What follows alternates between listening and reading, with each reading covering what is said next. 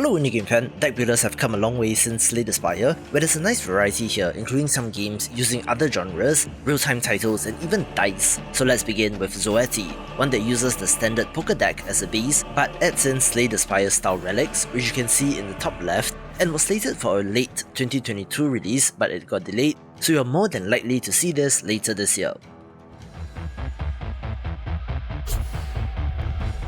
A game that is straight to the point is DINO MERCS, one where you play as anthropomorphic dinosaurs who are part of a PMC being engaged to take on fascist forces, where of course it's on the list since, come on, who doesn't like dinosaurs?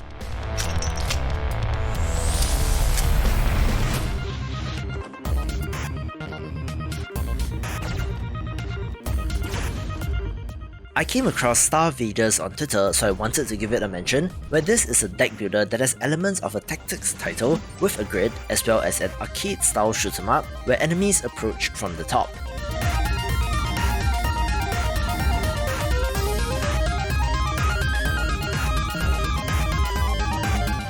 You do control a single unit in the form of a Mecha, where the pixel art is adorable and the upgrades look particularly interesting, with a little bit of Into the Breach in this as well since enemy attacks are telegraphed, looking tactical and fantastic.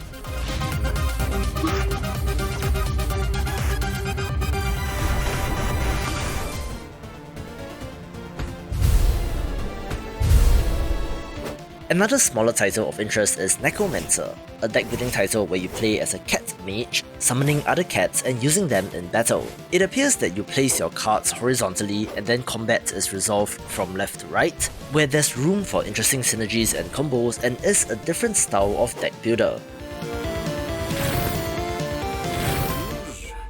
Have ever desired knowledge, but some secrets should never be unearthed. There are those, broken and lost, who are drawn to this darkness. They will seek it until they are consumed.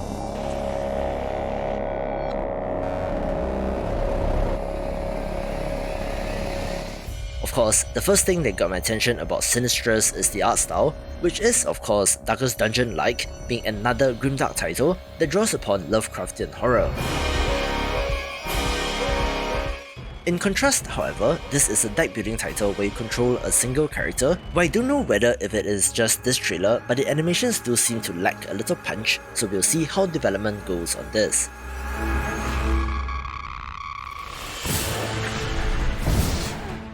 Our first title that incorporates dice is Spellrogue, one that otherwise looks like a fairly standard entry, but when the randomness of dice gets added into the mix, could have the potential to be very interesting indeed. You have a choice of spells and upgrades, but critically, roll a bunch of dice and then have to slot them into the spells in order to use them in a fashion similar to dicey dungeons, and is an interesting change of pace. I wish I could let you slumber beneath the soil for another season, but life has need of you, so you must wake up. I've got my axe and my shield, and I'm ready for anything. Our second poker-based title is Aces and Adventures, one where the traditional poker hands translates into powerful attacks and abilities in a fantasy world. The journey is perilous and the path is long, but you will discover many new artifacts and skills along the way. I am the snake in the owl's nest. It is much more like a tabletop card game like Magic the Gathering in presentation, in that all the art is on the cards themselves, so perhaps it is not as flashy visually, but again, the reception to early demos have been positive. You will need them all if you are to face the evil that threatens to consume the warmth of this world. Take these leaves with you, that they may serve as your power while you grow your own. Wield the four elements to unleash your hand of magic and launch devastating attacks. It does come with a slight asterisk for this video, since the main mode features 13 campaigns which are not roguelite, but where there's also a run-based mode with procedural generation, catering to both sides when it comes to this genre. Of fate.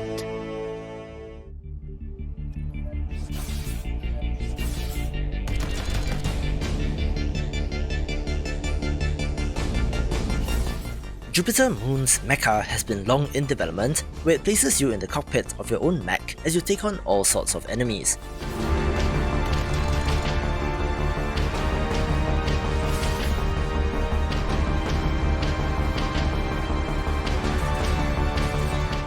The almost mech warrior-like nature of the game is appealing, where this has released a couple of demos so far which have all been well received, where the main highlight has to be the mech customization system, which gives you a variety of abilities and attacks, being one for fans of the genre.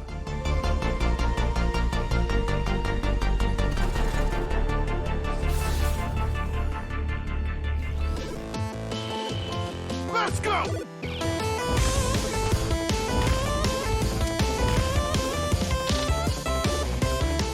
I've had my eye on Deck RX for quite a bit, since this is another unique entry in the space, being a deck building racing game of all things.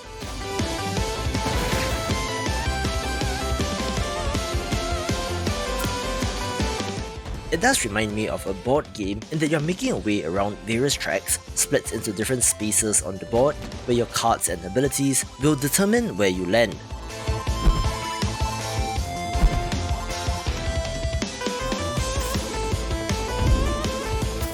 There is of course a combat element as well, as you take on the other racers, perhaps even attempting to sabotage them to leave them in the dust, with a variety of playable characters and vehicles which should provide plenty of variety.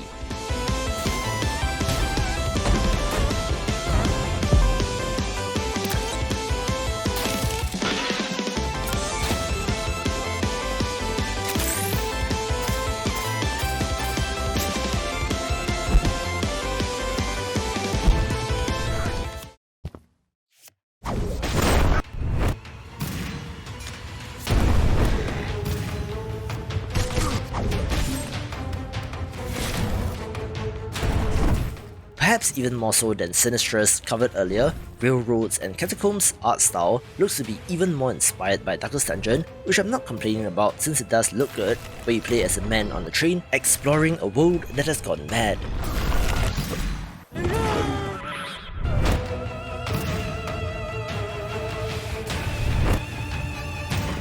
You're only controlling a single character, but where you have to take on multiple enemies in battle, being able to cause them to attack each other, where the developer specifically talks about card building instead of deck building, so it's a different take as well.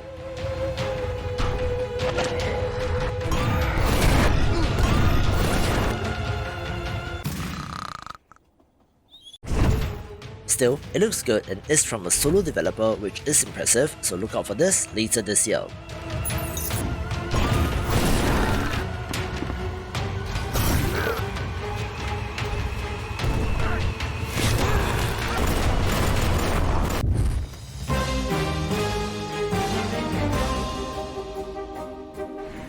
A fantastic looking title is Witch and Council, looking wonderfully animated with amazing art. It does seem very much in the vein of games like Slay the Spire, which is not necessarily a bad thing, although do note that it is from a Korean developer, so we'll have to see on the quality of localization.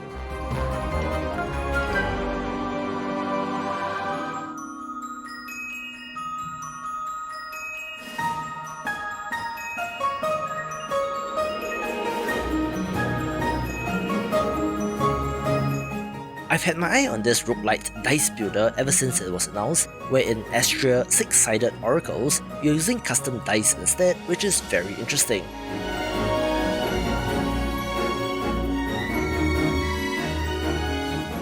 As compared to Spellrogue covered earlier, where you were just rolling regular dice and then slotting them into spells depending on their values, in this game, you're able to customize the faces of your dice, adding another element to think about.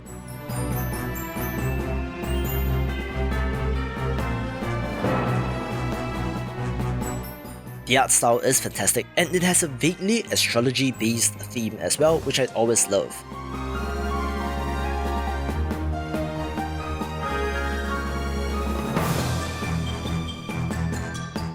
The one thing, however, and it may just be a trailer thing, is that the symbols shown on screen are indecipherable if you have not played the game, but I'm sure you'll get to know them the more you play.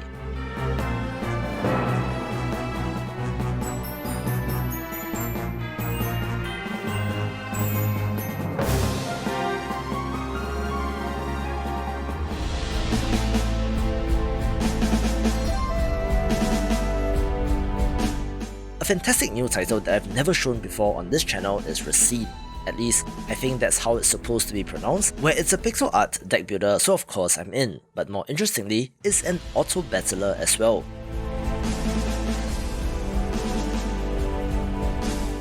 The action does take place in real time, so you do need to decide and play the cards quickly, being a different kind of deck builder as well.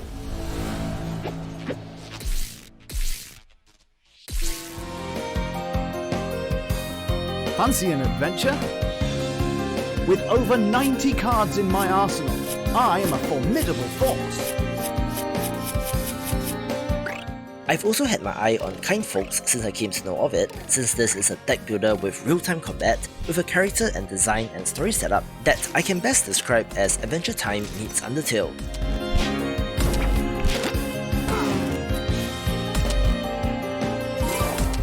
The city of Kindfolx was where once humans and monsters lived in harmony, but a new monster general took over, leading to oppression and violence against humans, so it is up to our hero and the Adventurers Guild to save the day.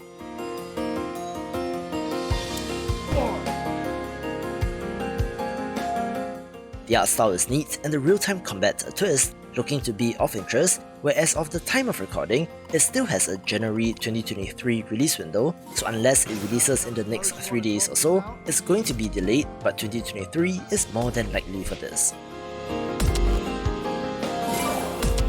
Under old forgotten town, ancient evil woke deep down. I have to give a special mention to this title since I really enjoyed the original Book of Demons, a Diablo-style action RPG, and where HELLCARD is a spin-off of that, switching genres to a co-op deck builder. You can see this reflected in the UI, where depending on whether you have 1, 2 or 3 players at the center of the screen, the surrounding areas are segmented accordingly, which might add some added layers of strategy, where it appears that there are the classic 3 classes in the Warrior, Mage and Rogue, where enemies surrounding you on all sides is an interesting perspective as compared to the more classic side-on look.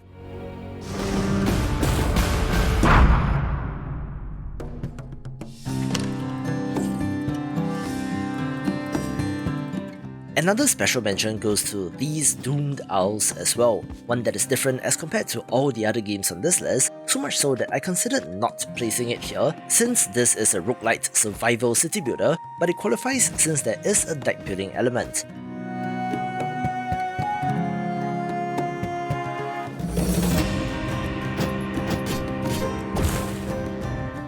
The art style has been revamped since it was first revealed, which looks awesome, where you must lead your colony and fend off all kinds of threats, looking strategic and awesome.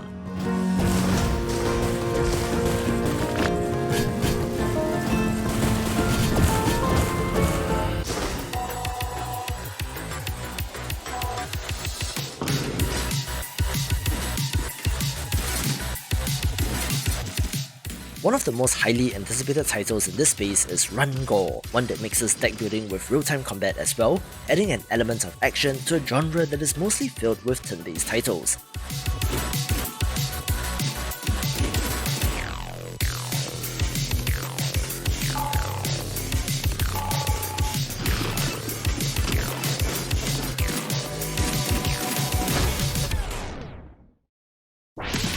Its prologue demo was very well received, where the action looks insane, the pixel art is great, and gets on the board for being one of the more unique entries.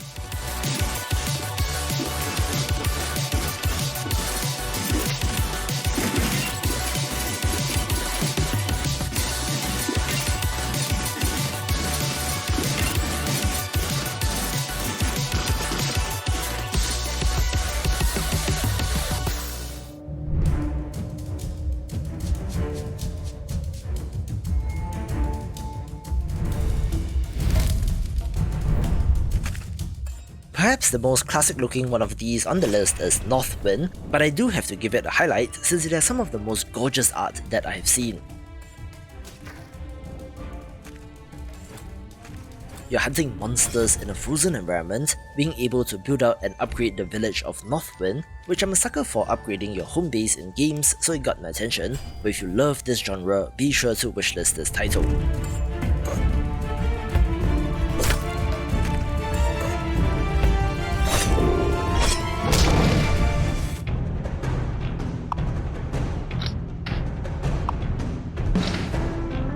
Another game which burst onto the scene recently with an excellent demo is Die in the Dungeon, one that has you playing as a frog crawling through a dungeon, where the mechanic of placing and combining various dice on the grid is one of the more unique things that I've seen in the space.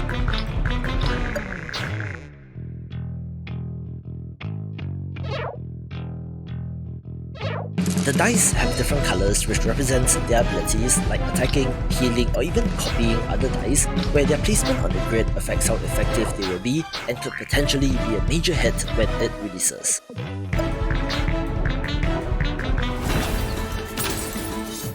On paper, this game has all the components to succeed, from the developers, artists, and even publisher all having a reputation for quality, where it's a tactical deck builder where you place units on the grid, where positioning and proximity effects matter, or with an amazing art style which makes Bold Frost take the #1 spot. We can watch this for my favourite deck builders.